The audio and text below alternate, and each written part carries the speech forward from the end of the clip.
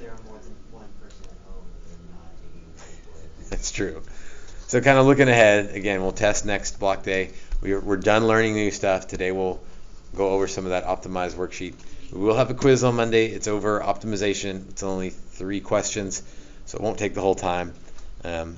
Hopefully it goes quick, and I'll get those back for you Tuesday so you can be ready for the test on Wednesday. All right, questions from all of them, huh? Yeah, like really all of them, though. Genuinely all of them, because every single one I tried was through 6 and like 8 through 12. 2 through 6 and 8 through 12. So number 7 was great, but the rest of them. I mean, I did like the least amount of work for number 7, and I got an answer. I don't know if it's right. Let's do number 2 then. Find 2 non-negative numbers, x and y, whose sum is 75. Okay, pause there. What can I write off of that? X plus y equals 75. That doesn't seem like it would be a maximizing type equation or minimizing equation because there's nothing to, like x plus y is 75. There's nothing to maximize or minimize. So that's probably the secondary equation, the helper equation, for which the value of xy squared is as large as possible. So xy squared is what I want to maximize. Oh, I need to call it something. Okay, V for value, P for product. Yeah, doesn't matter. But it is a little bit weird because you gotta call it something so that you can take the derivative and then set it equal to 0 and figure out if it's a max or a min. But I don't want to take a derivative right now because that's 2 different variables, and that's kind of tricky and really beyond what we want to do. So I need to solve this one for one of them and plug it in. It doesn't matter which one I solve for in terms of like accuracy, but it does matter in terms of difficulty. Like looking at this, would you rather solve for y or solve for x? I would say x. Why did you say x? Because then you'll have like a parentheses equation into the square. You know, like a polynomial. Yeah, if I solve for y, I'll have to square whatever I get. I don't really want to do that. So let's solve for x. 75 minus y.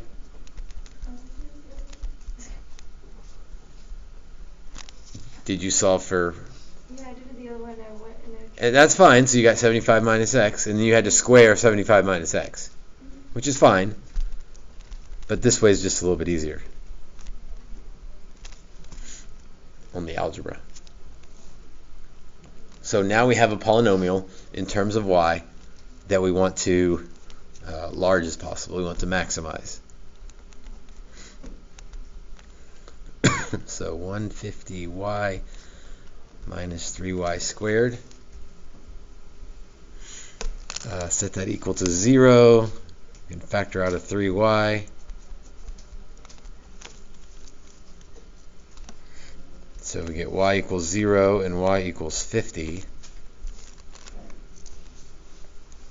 Now, there's a couple ways to figure out which one of those is correct. I could just test them both. I could do the second derivative thing that will confirm that it's a maximum. But I can also throw one of them out by just looking at what's going on here. Why 0? Why can't I throw 0 out?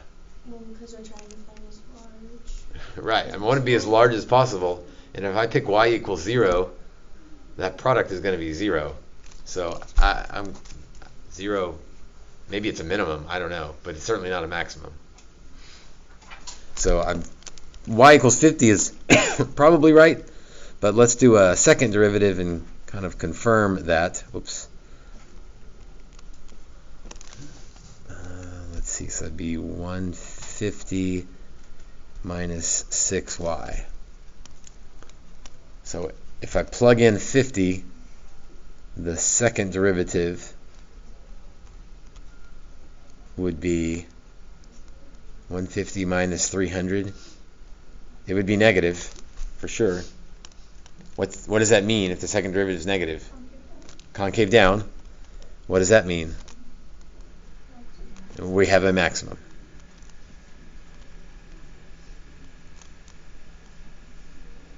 So y equals 50. Again, the very last step is go back and make sure you answered the right question. Find non-negative numbers x and y. So y is 50, which means x is 25. When we do these problems, do we have to write like the negative concave down and like so it's max, like justifying right? So if it says justify, I would say yes. If you don't show, the question was, do we need to show this stuff? If it says justify, absolutely. If it doesn't say justify, you run the risk of this not being a max. Okay. Now, that doesn't happen very often. So most of the time, you'd be fine not doing this. But sometimes you get two answers. And like this one, we figured out a different way that 0 wasn't it.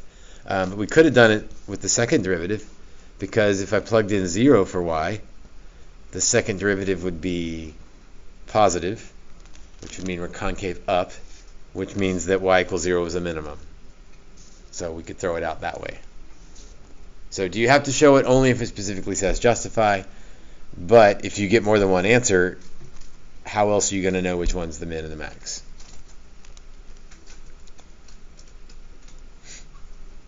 All right, what else? I feel like 3 is pretty straightforward. Like, it's maximum height. Well, there's its height, so take its derivative.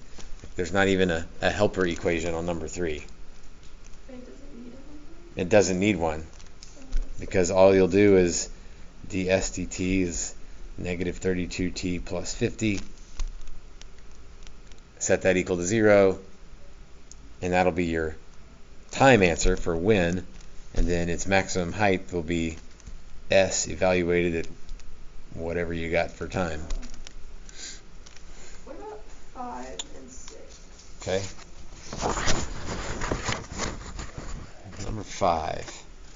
The population of bacteria introduced to a food grows according to this formula, where T is measured in weeks. Determine when the bacteria will reach its maximum size. So we want to maximize P. And what is the maximum size? Oh, determine when, so that's find time. And find the maximum size of the population, that's find P. So find both of them. So maximize it. So that'll give us T, that when it happens, and then we'll plug it in and figure out what it's equal to.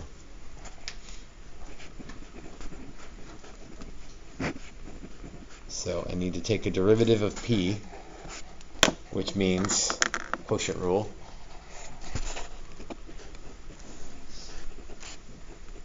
So the derivative of the top, that's pretty easy. Derivative of the bottom, that's not bad either. But then the quotient rule, GF prime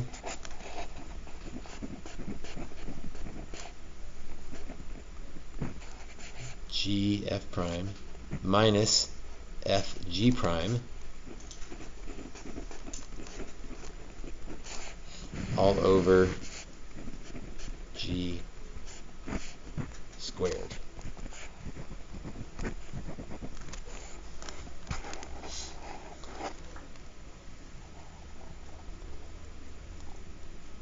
What do I do with the derivative? Why am I taking a derivative? To set it to 0, because when it's 0, we've got a max or a min. What makes a fraction 0, the top or the bottom? Just the top. So yeah, it's a fraction, but I don't have to worry about the bottom. I'm only really worried about setting the top equal to 0. Right now I'm thinking, do I want to distribute or not? I'm actually thinking I don't want to distribute, because there's a math step I can do that makes my life a whole lot easier.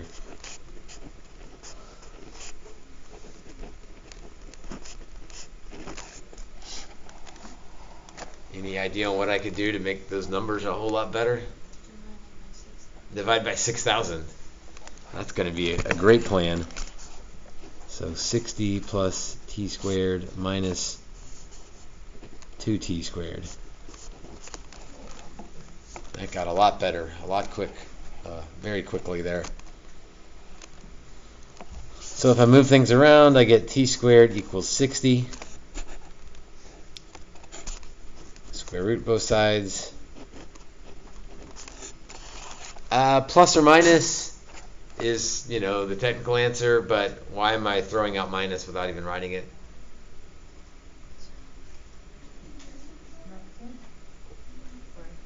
Not really because of the max and the min thing. What is t measuring? Time. Negative time, I'm pretty sure I can't run the experiment in reverse or something, so I'm going to throw out the negative time. So t equals square root of 60. It's my only answer. Pretty sure it's right. Ooh. I don't want to take a second derivative of that, so I'm going to go with, I hope it's right. So there's my win, and we're measured in weeks, so square root of 60 weeks, which, I don't know, that's an odd thing to say. So if you don't like that, you could go to the calculator and type it in and get 7 point whatever. But you could also just leave it as square root of 60, which means the population is 6,000 times square root of 60 over 60 plus square root of 60 squared.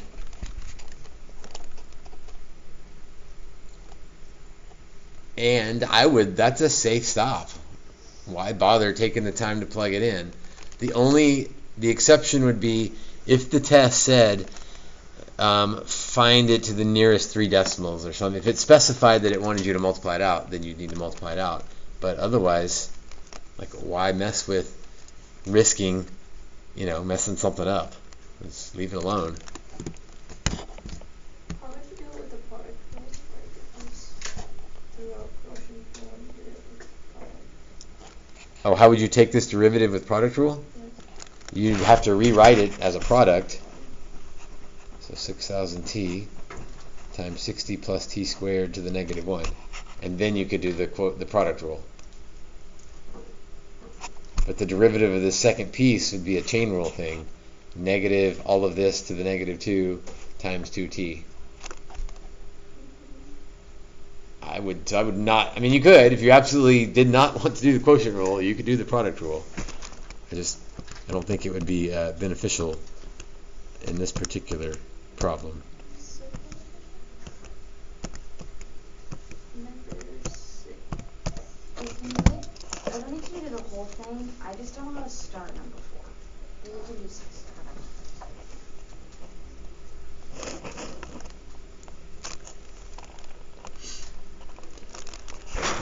Start number 4. Okay, yeah, number 4 because it's got an extra something going on in there. A fisheries biologist is stocking fish in a lake. She knows that there are fish per unit in the water. The average weight of each fish will be 500 minus 2n, measured in grams. Okay, so the average weight goes down with the more fish there are. I guess that makes sense. If there's too many fish, they don't have enough to eat, and they're not as fat and healthy as they would otherwise be. What is the value of n that will maximize the total fish weight after one season? Hint, total fish weight. Oh, this is what we want to maximize.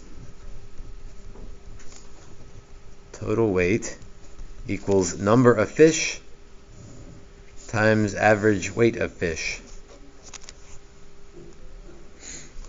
Well, the number of fish is n fish per unit in the water. And the average weight of the fish is 500 minus 2n.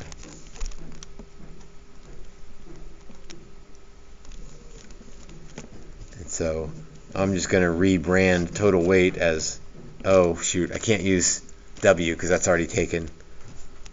TW is 500n minus 2n squared. And then that's what I want to maximize. Take it. Are you good from there? Yeah. I just couldn't get the equation. I don't know what I was trying to do. But, yeah. Number 6.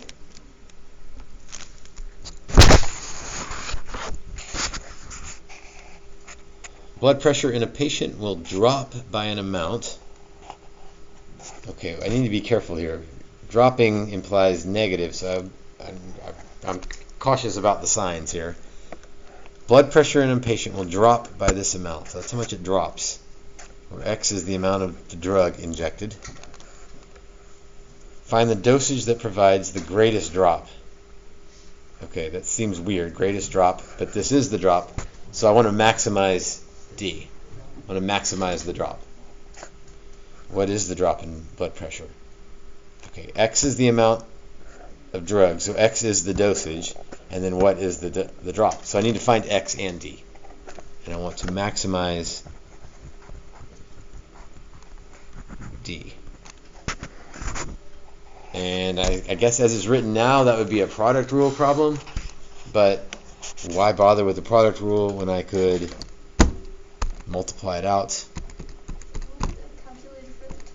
Yes. 0.75 x squared minus 0.025 x cubed. Again, product rule would be fine, but why mess with it when all you have to do is distribute? So d dx, or you could just do d prime. 1.5x minus 0.075x squared. All the decimals here. Set that equal to 0. I'll factor out an x. Beyond that, I don't want to worry about what the factor is when I got weird decimals in there, so I'm just going to factor out the x.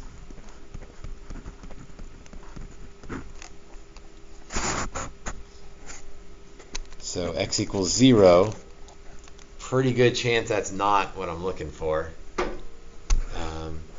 Because if I plug in 0, my drop would be 0. I would have no drop. Well, that makes sense. If I inject no drugs, I get no change. So that's probably the minimum, right? The minimum change I get is whenever I plug in 0. So that's out.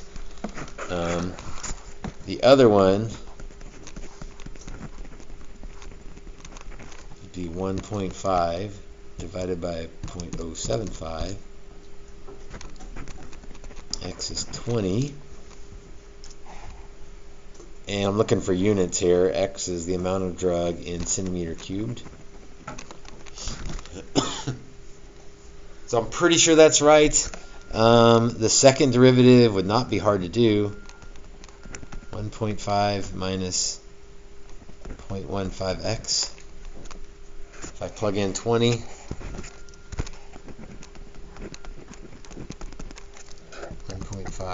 minus 0.15 times 20.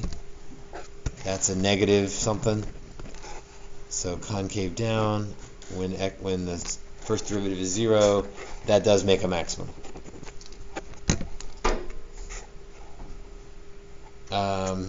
So my calculus is done. Now go back and read the question and make sure you answer the right question. Find the dosage, so that would be x equals 20 centimeters cubed. And find the drop in the blood pressure. So the drop, if we administer 20 centimeters cubed. So I'll go back to D. I'm running out of space, but D of 20 is showing sufficient work. Like that means I'm going to plug 20 in to D. So 0.025 times 20 squared times 30 minus 20 is 100 is the drop. And it doesn't tell me what the units of that are, so 100.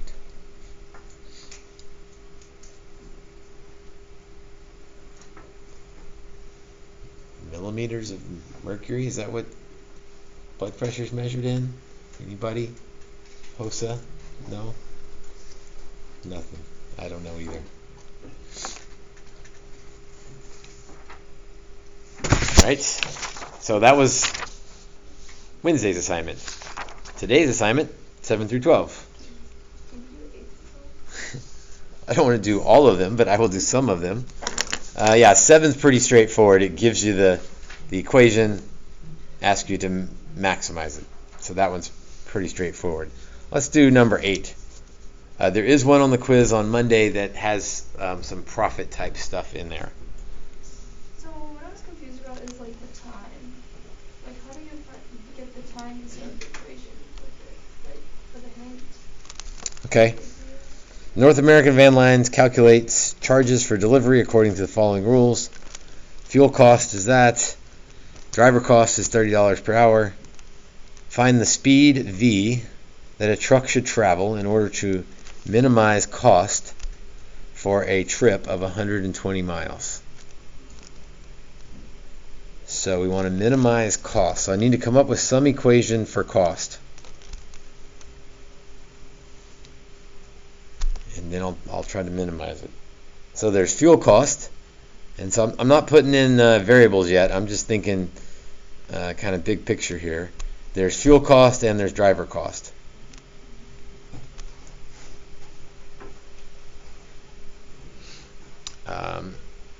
Fuel cost, they just told me, was V squared over 120, so that part's easy. Driver cost is $30 per hour. So the driver cost, come out here to the side, that's $30 times time. But I don't want time, right? I want something about rate times time equals distance. So that means that time equals distance divided by rate. Wait, for the fuel cost, when it says like V squared over 120, it also says that that's per hour, same as like the driver's cost. So Oh, you're right. wouldn't that also have like time attached to it? That would need a time attached to it. You're right. And again, now I've got two variables, but T is D over R. Distance, they said, is 120 miles. Rate, that's how fast you're going, so that's the V. So driver cost is 30 times 120 over V. Fuel cost is V squared over 120 times 120 over V. That was convenient of them to do that for us.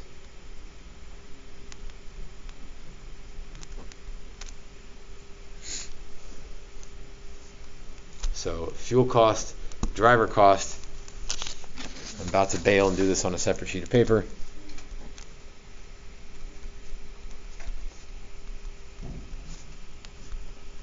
Don't want to lose sight of where we came from here. So the fuel cost, V squared over 120, 120 over V. Driver cost was 30 times 120 over V.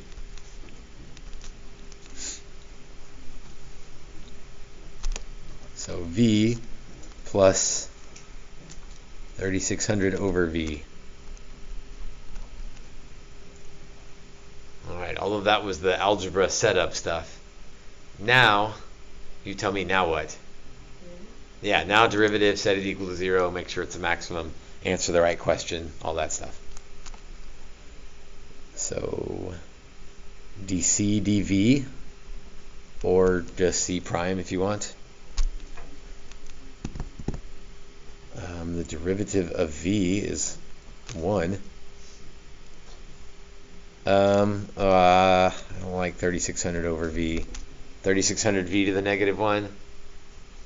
So negative 3600 v to the negative 2.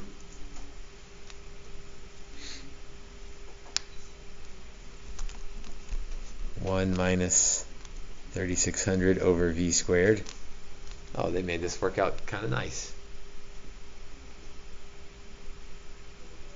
Some folks would stop there and they could just kind of see what v is supposed to be. The rest of us mere mortals would move things around and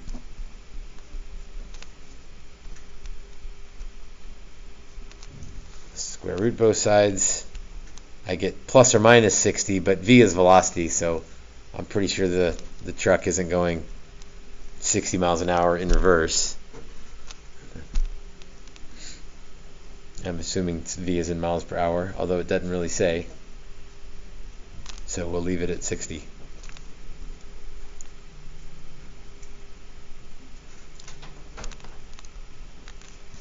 The second derivative, if we wanted to do it, would be 7,200 v to the negative 3. So that would be positive. Concave up. That would mean this is a minimum, which is what we wanted to do. Minimize cost. So if they go 60 miles an hour, that would minimize cost.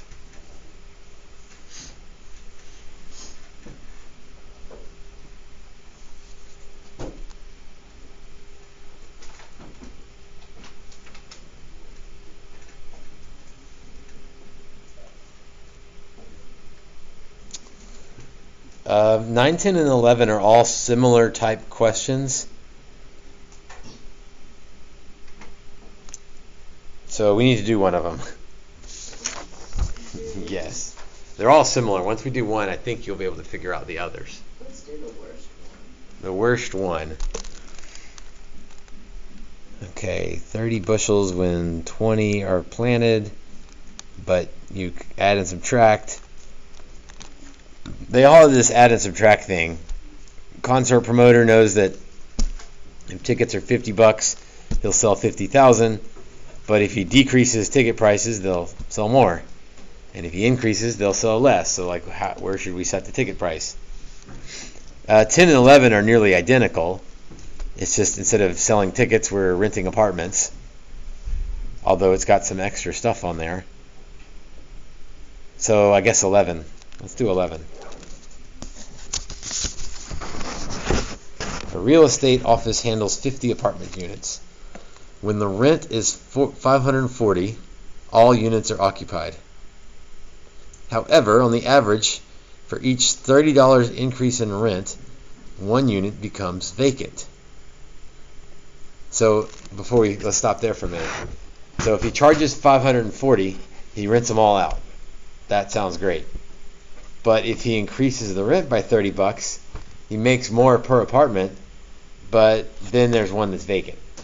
So it's like, well, do I increase the cost of rent or not? Like, maybe I don't want them. I mean, maybe it's okay to have one vacant if it means I'm getting, making more money from all the others.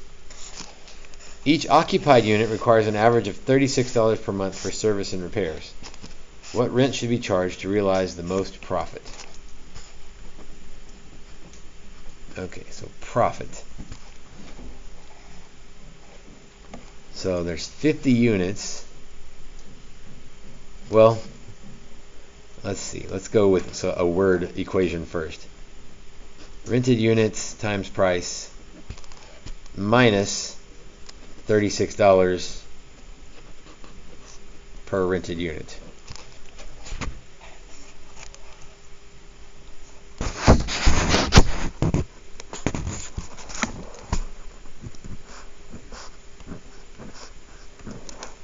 All right. Well, how many units does he have to rent? 50. Although let's be careful because he might have less than that depending on what his price is. So 50 is kind of the starting point, but we could have less. What's the rent price? $540, but that's sort of the starting price. He might want to go up. And this is where it gets a little bit tricky. For each $30 increase in rent, so I'm going to do plus 30x.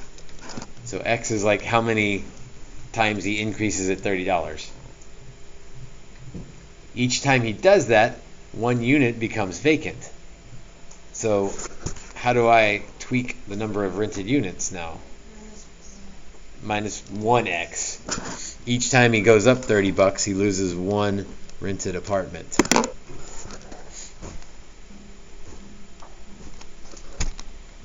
And then it cost him $36 for each apartment that's rented. So how many apartments are rented? 50 minus x.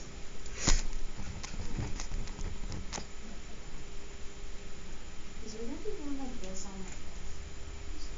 it's like this? Yes. I don't remember if it has this extra stuff on the end. But 9, 10, and 11 are very similar to this. We have a starting point, if we tweak something, it increases one thing but decreases the other. So like, how do we maximize what we're looking for? Can we stop there on this one? Like, that's the setup. Now it's algebra, take a derivative, set it equal to 0. I think you're good from there. Let's do either 9 or 11, or 9 or 10. Actually, why don't you try to set up 10? Because it's really similar to 11. So you take a minute and try to set up 10. Again, start at 5,000 people at $50. If we decrease the price, we increase the number of people, and now we've got our equation and ready to take a derivative.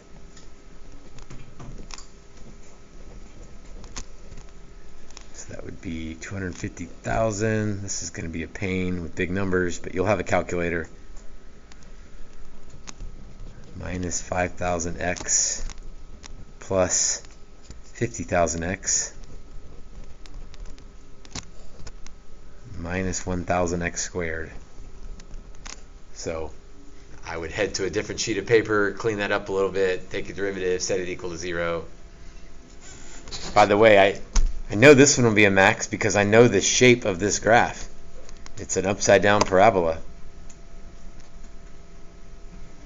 So we're looking for that, the top of that parabola, basically.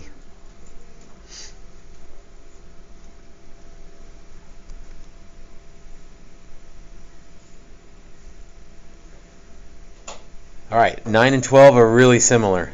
I'm looking at 12, it's kind of the same thing. You start at $28 a muffler and $75,000 mufflers sold. But if you want to tweak some things,